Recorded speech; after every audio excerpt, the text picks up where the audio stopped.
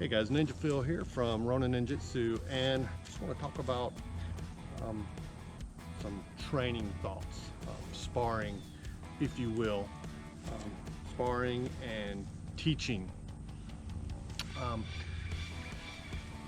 In karate and jiu-jitsu, you tend to see the same thing.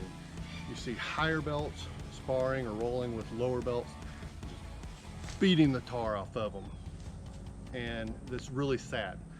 A brown belt or a purple belt in jiu-jitsu versus a white belt, that's an opportunity for both people to learn. A higher belt, a brown belt, green belt in karate sparring, a white or yellow belt. It's a chance for both of them to learn.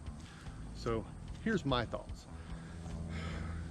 And you got to put your ego to the side, which is a very hard thing to do, right? Right. Let's say a purple belt's rolling with a white belt. Purple belt can beat them easy. So what is the purple belt working on right now? Let's say he's working on Kimuras, right? So how about the purple belt just work on trying to see how many Kimura positions he can get into, right? And of course the white belt's just learning how to survive. But if I'm trying to get a Kimura and I get tapped by a 2 or 3 stripe white belt, who cares, right?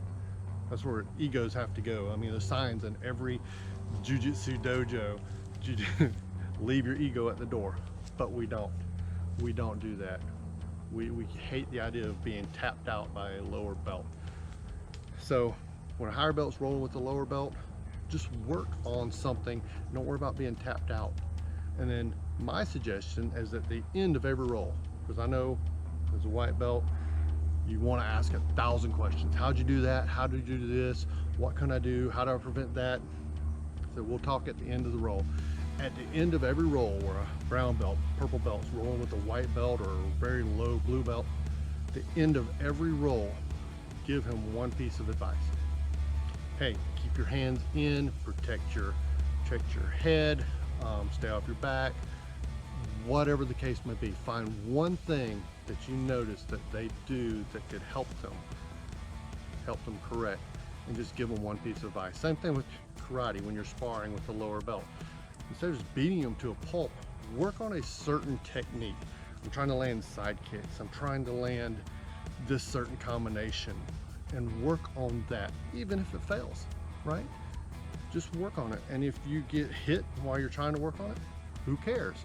Because you're working on something new, and that's how you work on something new. And you're doing it with a lower belt, it's kind of safe, because a brown belt can't work on something new when I'm sparring a brown belt or black belt, because they're just going to dominate. So work on something new with a lower belt, and then at the same time at the end of the sparring match, say, hey, make sure you are staying closed, or you're dropping your hand when you're throwing this punch or your kick, or you're telegraphing by whatever. Find one piece of advice to help that lower belt, and I think that'll just help both people in every sparring session. So just my thoughts. Thanks for watching.